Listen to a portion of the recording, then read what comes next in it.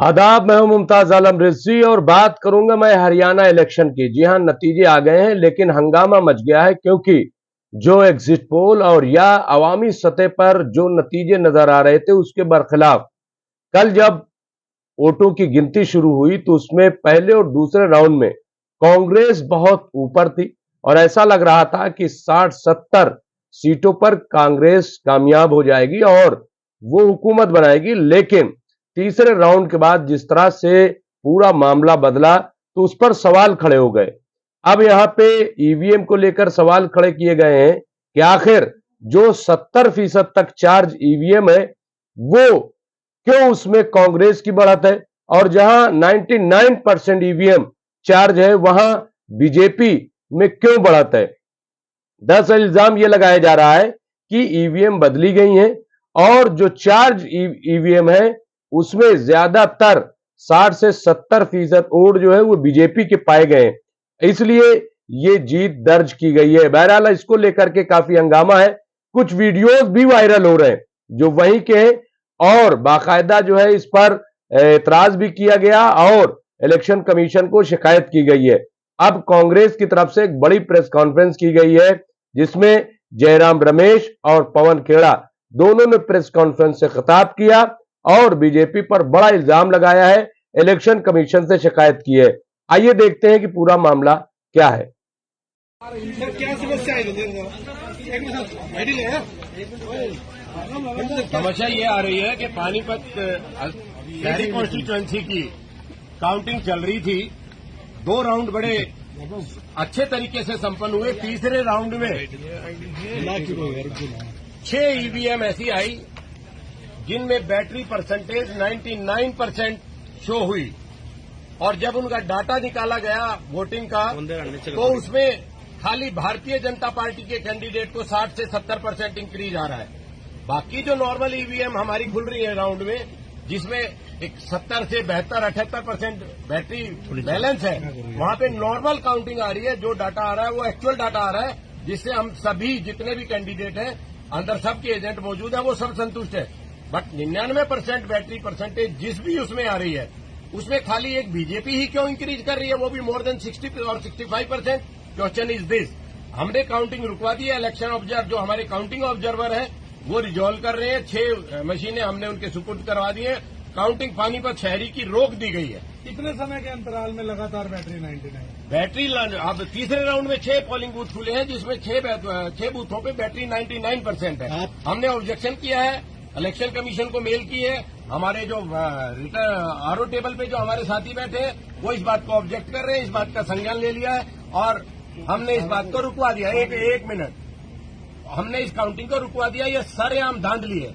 आप एक चीज मोटी सी, आप मीडिया के भाई खड़े हैं सारे, हम सवेरे मोबाइल चार्ज करके निकलते हैं या लैपटॉप चार्ज करके घर बैठते हैं तो उस पर काम करना शुरू करते हैं। जैसे जैसा उसका यूजेज होगा वैसे बैटरी ड्रेन हो जाएगी। आप सबके आपके इलेक्ट्रॉनिक डिवाइस है, एक नेचुरल प्रोसेस है।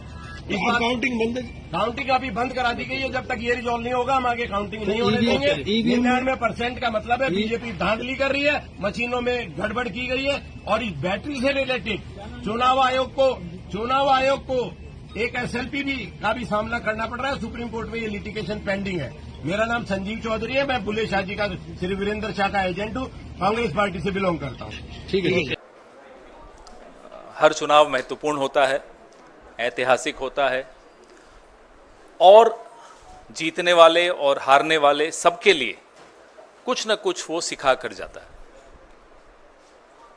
जम्मू कश्मीर में 10 साल बाद एक चुनाव हुआ।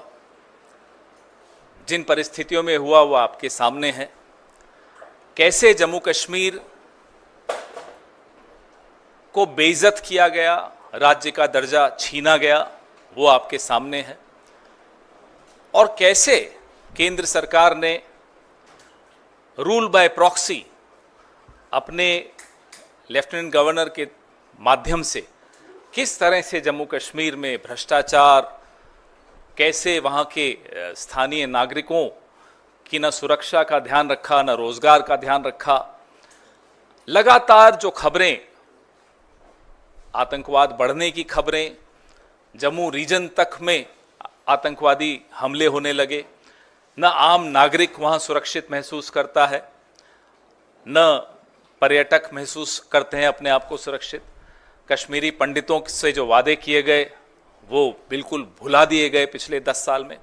ये सब इन परिस्थितियों के बीच में जम्मू कश्मीर में एक चुनाव हुआ, ऐतिहासिक चुनाव था, और जम्मू कश्मीर के बाशिंदों ने एक स्पष्ट जनादेश दिया। जम्मू कश्मीर, आज भी हम उसको राज्य ही मानते हैं, तो मैं तो यही कहूँगा कि जम्मू कश्मीर राज्य के लोगों को बहुत बहुत मुबारक कि उन्होंने इस चुनाव में बढ़ चढ़कर हिस्सा लिया और करारा जवाब दिया उन लोगों को जिन्होंने जम्मू कश्मीर को की इज्जत को रौंदने में कोई कसर नहीं छोड़ी थी। जैसा कि आप सब जानते हैं, पूर्ण राज्य का दर्जा छीनकर यूनियन टेरिटरी बनाना अपने आप में अप्रत्याशित था। हरियाणा में चुनाव हुआ जिसके नतीजे बिल्कुल अप्रत्याशित हैं और यहां तक कि यह भी कहेंगे कि अस्वीकार्य हैं। जिस तरह की शिकायतें लगातार आ रही हैं, अभी हम जयराम रमेश जी और मैं जिस कमरे में बैठे थे वहां भी लगातार शिकायतें, हमारे नारनौल के कैंडिडेट राव नरेंद्र सिंह हो गए या पानीपत के कैंडिडेट हो गए, 3 जिलों से, हिसार, महेंद्रगढ़, पानीपत, यहां से लगातार शिकायतें आ रही कि कैसे बैटरीज जो मशीन की थी वो 99% थी, और जिन मशीनों की बैटरीज 99% थी उन मशीनों में नतीजा एक आया, हमें हराने वाला नतीजा आया, और जो मशीनें नहीं, जिनको छेड़ा गया, जिनकी बैटरी 60-70% जो स्वाभाविक है होनी चाहिए थी, उसमें हम जीत रहे हैं हमारे कैंडिडेट। तो हम ये सारी शिकायतें इकट्ठी कर रहे हैं। हमारे कैंडिडेट्स ने वहाँ रिटर्निंग ऑफिसर्स को शिकायतें दी हैं और दे रहे हैं अभी, लेकिन आने वाले कुछ दिनों में ये सारी शिकायतें लेकर हम चुनाव आयोग में जल्दी ही जाएंगे और अपनी शिकायत वहाँ दर्ज कराएंगे। इस तरह का नतीजा कहीं भी धरातल पे नहीं दिख रहा था। आप लोग भी गए, हम लोग भी गए, सब घूम रहे थे। कोई ये नहीं मान सकता कि हरियाणा में इस तरह का अप्रत्याशित नतीजा आएगा। हम सब अचंभित हैं। ये अगर एक लाइन में इसको कहा जाए तो ये तंत्र की जीत है और लोकतंत्र की हार है। हम इसे स्वीकार नहीं कर सकते। जयराम रमेश जी से मैं आग्रह करूंगा कि इस प्रेस वार्ता को आगे बढ़ाते हुए अंग्रेजी में अपनी बात रखें।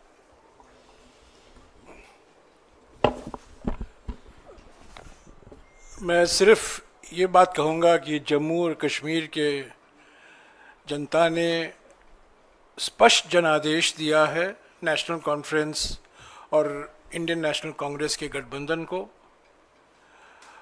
भारी बहुमत से उनको जिताया है। सरकार बनेगी, साझा कार्यक्रम होगा और पूरा प्रयास किया जाएगा। हम पीछे नहीं हटेंगे। इस गठबंधन सरकार की प्राथमिकता यूटी को फिर से पूरे राज्य का दर्जा मिलना ज़रूरी है और यही प्राथमिकता होगी। और भी मुद्दे हैं, विकास से जुड़े हुए मुद्दे हैं। साझा कार्यक्रम, दोनों पार्टियों के मैनिफेस्टो भी है, साझा कार्यक्रम भी तैयार किया जाएगा और एक पारदर्शिता से जवाबदेही और संवेदनशील सरकार एक गठबंधन जम्मू और कश्मीर की जनता को देगी। हरियाणा के संदर्भ में हमने चुनाव आयोग से आज दोपहर से लगातार शिकायत कर रहे हैं। उनसे जवाब भी आया है, उस जवाब का जवाब भी मैं दे रहा हूं और उसके बाद भी 3 या 4 ज़िलों से बड़े गंभीर शिकायत आए हैं। वो सब कल या परसों हम चुनाव आयोग के सामने पेश करेंगे। पर मैं फिर से दोहराना चाहता हूं, हरियाणा के चुनाव के नतीजे अप्रत्याशित हैं, आश्चर्यजनक हैं और इसको हम स्वीकार नहीं कर सकते, क्योंकि ये लोकतंत्र की हार हुई है और तंत्र की जीत हुई है। इसके ऊपर मैं आज कुछ नहीं कहूँगा। जब हम सारे शिकायत इकट्ठा करके चुनाव आयोग से समय मांगेंगे, हम उम्मीद करते हैं कि वो समय हमें मिलेगा। कल या परसों तक हम उम्मीद करते हैं कि हम चुनाव आयोग के सामने एक विस्तार से, जो अलग अलग ज़िलों से, अलग अलग असेंबली कंस्टिट्यूएंसी से शिकायतें आई हैं, कुछ आज हमने इलेक्शंस कमीशन के सामने रखा था, पर और भी हैं और बड़े गंभीर मुद्दे हैं ईवीएम को लेकर, और जिस तरीके से एक माहौल पैदा करने की प्रयास की गई, दबाव स्थानीय अधिकारियों पर लाया गया, और जहां जिन जिन सीटों में हमारी हारने की कोई गुंजाइश नहीं थी, वहां हम हारे हैं। मैं समझता हूं ये नतीजा